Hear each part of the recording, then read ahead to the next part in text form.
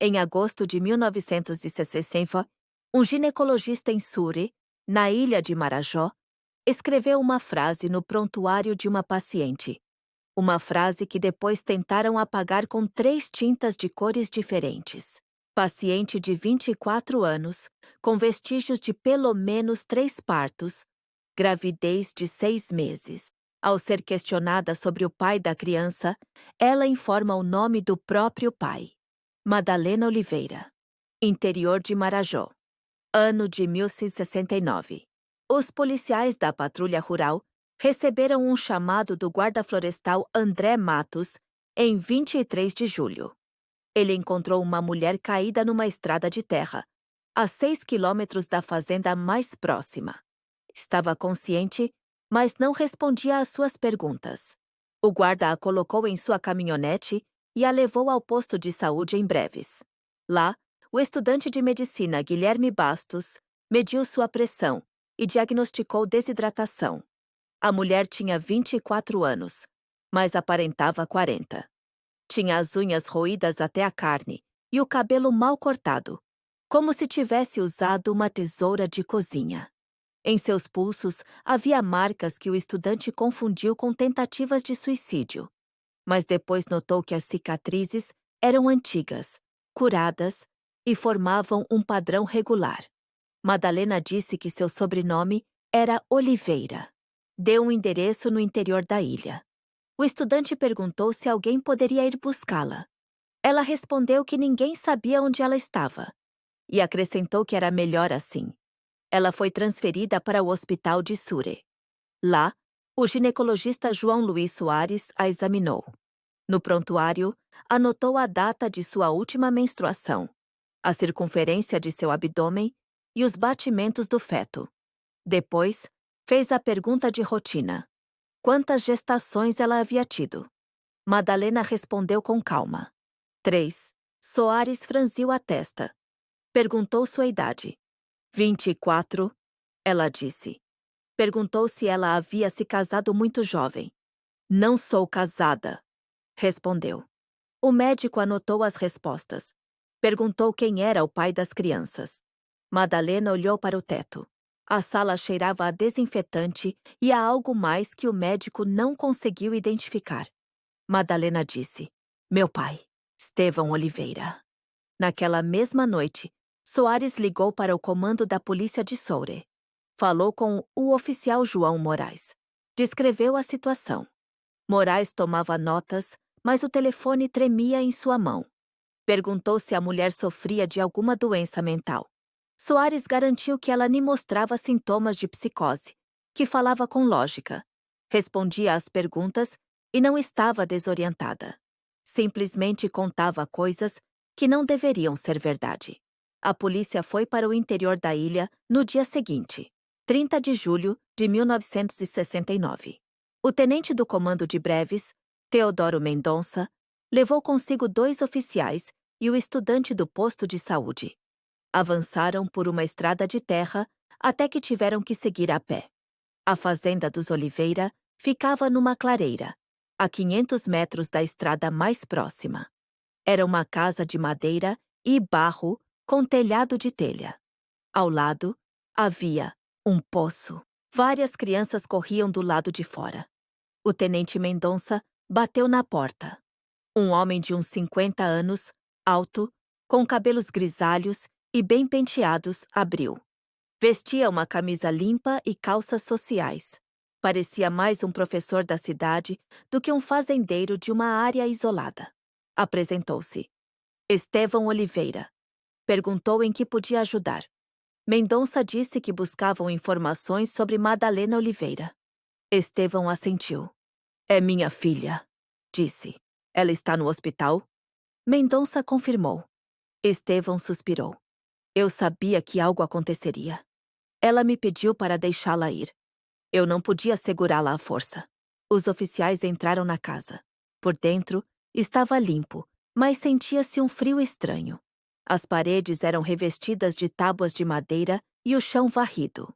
Na cozinha, uma mesa coberta com uma toalha de plástico. Na parede, pendia um relógio cujo tic-tac preenchia todo o ambiente. Duas mulheres estavam sentadas à mesa. Uma era mais velha, com mais de 40 anos, vestindo um vestido escuro e o cabelo preso num coque. A outra era mais jovem, talvez com 27 anos, e olhava fixamente para a mesa. Ambas estavam grávidas. A mulher mais velha se levantou. Apresentou-se como Alina Oliveira, esposa de Estevão. A mulher mais jovem não disse nada. Estevão ofereceu café. Mendonça recusou. Perguntou quantas pessoas viviam na casa. Estevão respondeu com calma.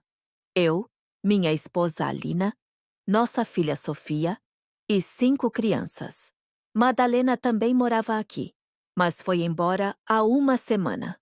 Não voltou. Estávamos preocupados, mas ela é adulta. Tem o direito de ir. Mendonça perguntou pelas crianças. Estevão as chamou do pátio. Entraram 5. Uma menina de uns 9 anos, um menino de 7 ou 8, outro de 5, e 2 meninas menores. Todos vestiam roupas limpas e cumprimentaram educadamente os oficiais. Estevão disse que eram seus filhos com Alina. Mendonça olhou para Alina.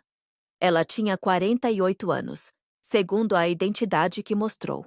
A filha mais nova, Sofia, também estava grávida. O estudante pediu para falar com Sofia em particular. Estevão concordou. Sofia o acompanhou a um pequeno quarto nos fundos da casa. Ela não falava. O estudante perguntou se ela se sentia bem. Ela assentiu. Perguntou quando foi a última vez que viu um médico. Não me lembro, disse ela. Perguntou quem era o pai do bebê. Sofia o olhou. Seu olhar estava vazio, como se visse através dele. Meu pai, disse ela. Estevão Oliveira. Os oficiais levaram Estevão Oliveira para o comando de breves naquela mesma noite. No veículo, ele permaneceu em silêncio. No comando, um boletim de ocorrência foi registrado. Estevão respondeu a todas as perguntas em detalhes, sem desviar o olhar. Disse que começou a ter relações com suas filhas quando Sofia completou 18 anos. Isso foi em 1960. Madalena se juntou 1 ano depois, quando completou 17. Mendonça perguntou por que ele fez isso. Estevão tirou do bolso um pequeno caderno de capa preta. Disse que tudo estava escrito ali. Mostrou uma anotação de 1958. Dizia: a família é a única estrutura em que se pode confiar. O sangue não mente. Somente na própria linhagem se pode preservar a pureza da estirpe. Estevão falou por 2 horas. Explicou que havia se mudado de Belém para Marajó porque queria criar uma família livre das influências de um mundo corrupto. Que os casamentos tradicionais misturam o sangue de estranhos, o que leva à degeneração. Que suas filhas haviam aceitado porque entendiam a missão. Que as crianças estavam saudáveis, educadas e felizes.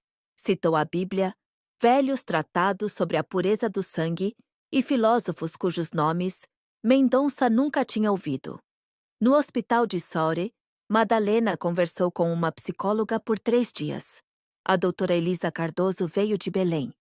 Havia entrevistado muitas vítimas de violência, mas nunca tinha ouvido algo assim. Madalena descrevia a vida na fazenda como um horário de aulas. Levantávamos às 5 da manhã. Rezávamos. Tomávamos café. Meu pai nos ensinava história e matemática. Depois, as tarefas de casa. Cada criança tinha um trabalho designado. Tudo estava escrito numa folha na cozinha.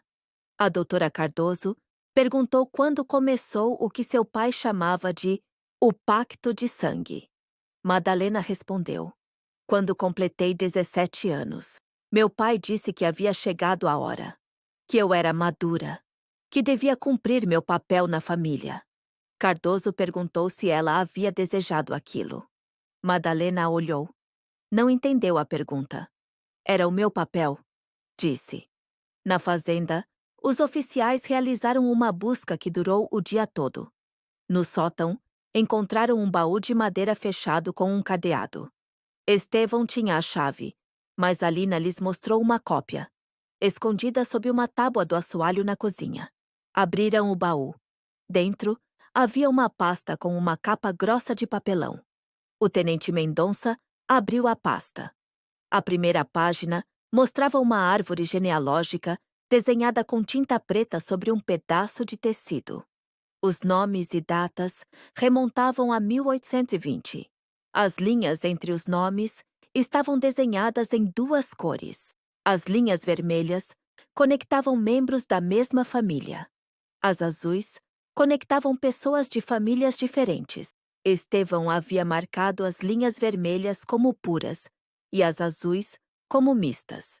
As páginas seguintes continham anotações, um diário teológico, como Estevão o chamava, citações do Gênesis, das cartas de São Paulo e fragmentos de livros de Eugenia de antes da guerra. Estevão escrevia com uma letra pequena e regular. Cada página estava datada. A primeira nota era de 1956, a última de maio de 1969. Uma nota se destacava. 13 de abril de 1960. Sofia agora tem 18 anos. Conversei com ela sobre a missão de nossa família. Ela compreendeu. Alina concorda. Agora podemos começar a verdadeira obra. A seguinte, 5 de outubro de 1961. Madalena está pronta. Tem 17 anos. É mais saudável e forte que Sofia. A linhagem. Continuará. Mendonça lia essas notas no comando. Ao seu lado, um oficial mais jovem, o sargento Marcos Navarro, olhava pela janela. Pouco depois, saiu para o corredor. Foi ouvido vomitando no banheiro. Voltou 10 minutos depois, com o rosto pálido. Pediu desculpas. Mendonça assentiu. Ele entendia. No vilarejo, os oficiais conversaram com os vizinhos. A comunidade tinha 38 casas. A maioria dos moradores era gente que havia chegado de outros estados, buscando terras. Não se conheciam bem. Cada um estava ocupado com sua própria vida. Um vizinho, Abelardo Cruz, de 62 anos, disse: "Os Oliveira eram muito reservados, mas isso não era estranho por aqui. Todos éramos. Estevão às vezes vinha à venda do vilarejo. Era educado, tranquilo. Sempre pagava em dinheiro. Seus filhos pareciam bem cuidados." Cruz perguntou: "O que aconteceu?" Os oficiais não responderam.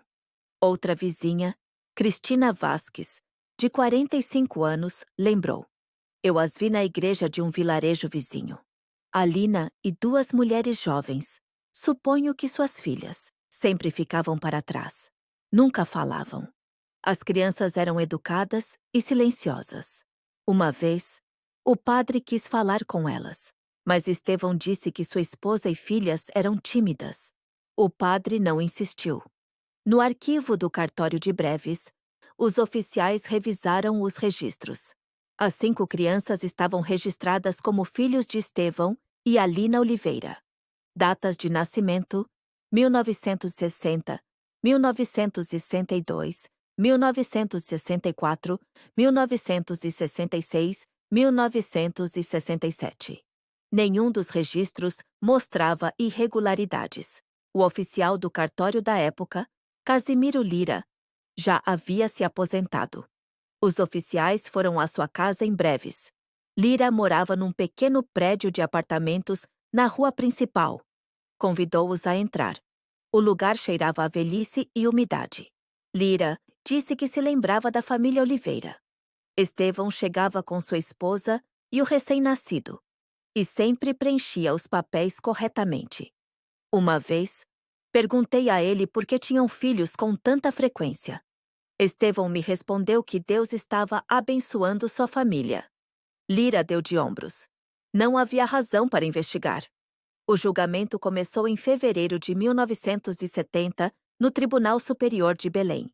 Na sala estavam presentes Estevão Oliveira, Alina Oliveira e Sofia Oliveira. Madalena estava em um hospital psiquiátrico. Os médicos determinaram que ela não estava em condições de testemunhar. As crianças foram enviadas para um orfanato. O promotor, Dr. Armando Paredes, começou lendo a denúncia: incesto, falsificação de documentos, abuso sexual e abuso psicológico. Estevão ouvia com calma. Quando o promotor terminou, Estevão pediu a palavra. O juiz, Adão Bravo, permitiu. Estevão falou por 40 minutos.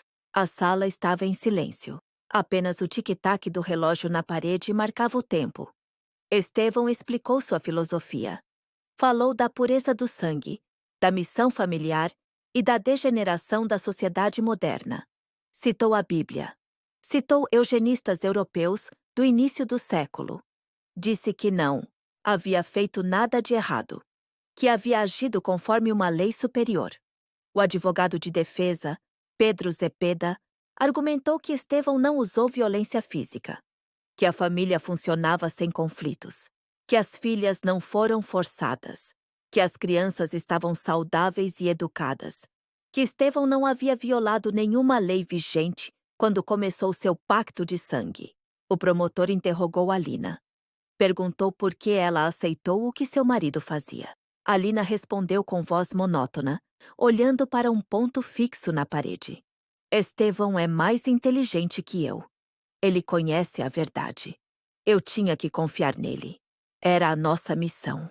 Durante seu interrogatório, Sofia não pronunciou uma única palavra. Sentou-se na cadeira, com as mãos no colo. O promotor lhe fazia perguntas. Sofia olhava para o chão. O juiz tentou encorajá-la a falar. Sofia permaneceu em silêncio. Depois de 15 minutos, o juiz declarou que o interrogatório era inútil. O psicólogo forense, Dr. Cristóvão Monteiro, apresentou seu relatório. Afirmou que Estevão mostrava traços de personalidade narcisista e megalomaníaca, que havia criado um sistema de crenças para justificar suas ações, que as filhas haviam sido submetidas a anos de manipulação psicológica, o que as impedia de reconhecer o abuso, que as crianças mostravam sintomas de transtornos de apego e desenvolvimento emocional. Em maio de 1970, o tribunal ouviu a médica que examinou as crianças no orfanato. A Dra. Ximena Moraes, da Clínica Pediátrica de Belém, disse que as crianças estavam fisicamente saudáveis, mas tinham problemas para compreender as relações familiares. Chamavam mãe as 3 mulheres. Não conseguiam identificar sua mãe biológica. A pergunta, quem é sua mãe? Lhes provocava um estado de ansiedade. Um dos oficiais que revistou a fazenda testemunhou sobre a pasta. Descreveu a árvore genealógica e o diário teológico. Falou das notas em que Estevão planejava o futuro da família, dos cálculos sobre quantos filhos mais cada mulher poderia ter, das projeções para os anos 1970, 1980 e 1990. Estevão planejava que seus netos também continuassem o pacto de sangue. O veredito foi anunciado em março de 1972. O julgamento durou 2 anos, porque o tribunal não sabia como classificar o crime. Estevão Oliveira. 8 anos de prisão por incesto e falsificação de documentos. Alina Oliveira. 3 anos de pena suspensa por cumplicidade. Sofia e Madalena não foram acusadas. Foram consideradas vítimas. Estevão ouviu a sentença sem demonstrar emoção. Quando o juiz perguntou se ele queria dizer algo, ele assentiu. A história julgará quem estava certo. Sua civilização está morrendo. Minha família estava destinada a sobreviver. O juiz ordenou que o levassem. Estevão cumpriu sua pena no presídio de Belém. Os outros detentos logo souberam de seu crime. Ele foi colocado em isolamento para sua própria segurança.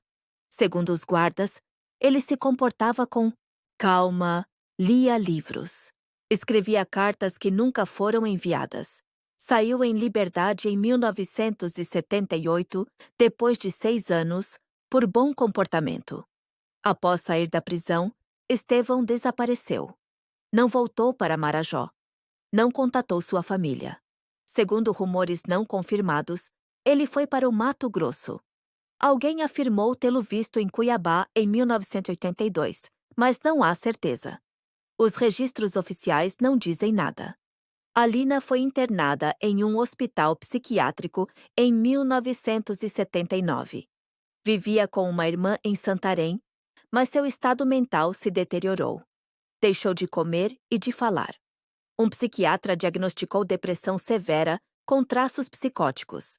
Alina morreu em fevereiro de 1981 por insuficiência cardíaca. Foi enterrada em Santarém. Nem Sofia, nem Madalena compareceram ao funeral. Sofia e Madalena ainda estão vivas. Ambas vivem em cidades diferentes, com outros nomes.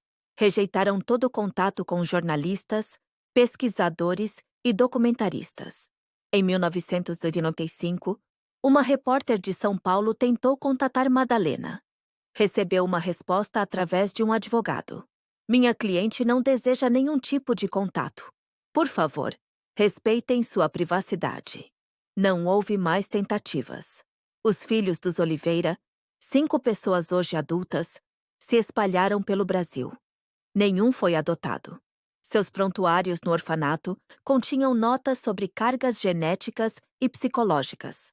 As famílias adotivas em potencial desistiam depois de ler os arquivos. As crianças cresceram no sistema tutelar. Algumas lutaram para encontrar seu lugar na vida adulta.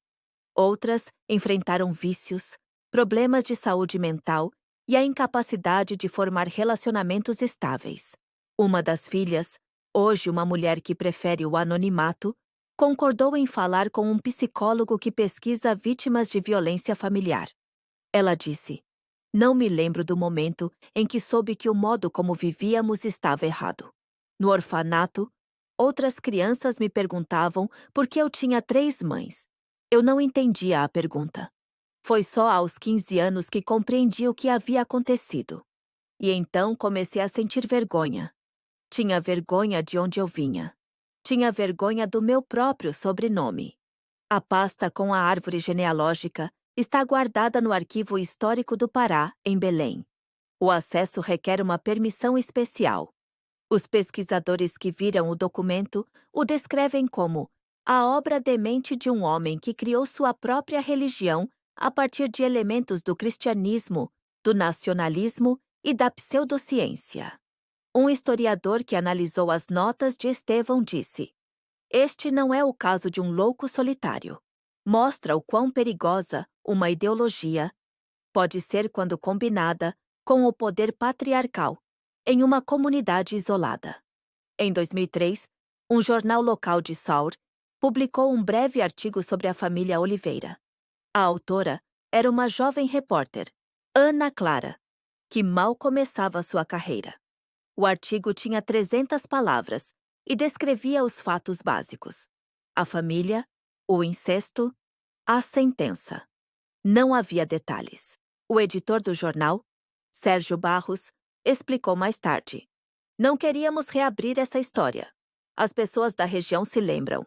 Continua sendo uma ferida aberta. No interior de Marajó, ninguém fala da família Oliveira. A fazenda onde viviam pegou fogo em 1985. A versão oficial foi de incêndio criminoso, mas ninguém foi acusado. A clareira onde ficava a casa agora está coberta pelo mato. Apenas os moradores mais velhos se lembram onde era exatamente. Os jovens não sabem. E é melhor que não saibam", dizem os mais velhos. Na igreja do vilarejo vizinho, onde Alina e suas filhas iam, não resta nenhuma lembrança da família Oliveira. O padre que atendia a paróquia, nos anos 60, morreu em 1990. Seu sucessor, o padre Nicolau Pineda, disse em 2008: "Ouvi falar dessa família. Foi uma tragédia. Mas não é meu papel julgá-los. Deus os julgará." No orfanato de Belém, para onde as 5 crianças foram levadas, um registro detalhado foi mantido. Os psicólogos anotavam o progresso e os problemas de cada criança. Uma nota, de 1971, sobre a menina mais velha diz: "A paciente tem dificuldades para definir as relações familiares. A pergunta, quem é sua mãe? Responde, não sei. A pergunta, quem é seu pai? Guarda silêncio. Mostra a ansiedade de separação, mas não consegue identificar de quem está se separando. A terapia será longa e difícil. Uma terapia longa e difícil não foi suficiente. Das 5 crianças, 2 tentaram suicídio na idade adulta. Um deles, um filho nascido em 1964, se enforcou em 1989. Deixou um bilhete que dizia: não consigo viver sem saber quem sou. Não consigo olhar as pessoas nos olhos quando me perguntam sobre minha família. O caso da família Oliveira não é único. Historiadores que estudam crimes daquela época apontam vários casos semelhantes que nunca vieram à tona. Nos arquivos policiais, conservam-se relatórios sobre famílias que viviam em isolamento, suspeitas de incesto e alertas que nunca foram investigados. Um sistema que carecia de ferramentas legais para punir a manipulação psicológica permitiu que essas famílias existissem por anos. Madalena, que fugiu da fazenda em julho de 1969, nunca explicou por que decidiu ir embora naquele momento preciso. A psicóloga Elisa Cardoso, que conversou com ela no hospital, escreveu em seu relatório: a paciente afirma que viu a verdade. Não consegue explicar o que isso significa. Diz que um dia acordou e soube que tinha que ir embora. Que se ficasse, morreria. O que Madalena viu naquela manhã? O que aconteceu naquela casa de madeira para quebrar anos de doutrinação? Ninguém sabe. Madalena não quer falar. Sofia guarda silêncio desde 1969. Estevão desapareceu. Alina está morta. Os filhos se lembram de fragmentos, imagens que não formam uma história coerente. Em 2015, uma das filhas de Oliveira, nem se sabe se Sofia ou Madalena, enviou uma carta ao Arquivo Histórico do Pará. Solicitou que a pasta com a árvore genealógica fosse destruída. Escreveu: esse documento é a prova de um crime, mas também do sofrimento da minha família. Por favor, não permitam que mais ninguém o veja, que permaneça fechado para sempre. O arquivo se negou. Documentos históricos não podem ser destruídos, nem mesmo a pedido das vítimas. A pasta ainda está no arquivo, em sua capa cinza de papelão, em uma sala com temperatura e umidade controladas. As linhas desenhadas com tinta vermelha e azul não desbotaram. As notas de Estevão continuam legíveis. A árvore genealógica continua estendendo seus galhos até 1820. Os planos para o futuro continuam escritos com uma caligrafia impecável. 1970, 1980, 1990. Na sala do arquivo não há janelas. Apenas uma lâmpada no teto e um relógio na parede. O relógio faz tic-tac. O mesmo som que preenchia a cozinha na fazenda no interior da ilha. O tic-tac que media o tempo do pacto de sangue. O tic-tac que marcou os anos de manipulação.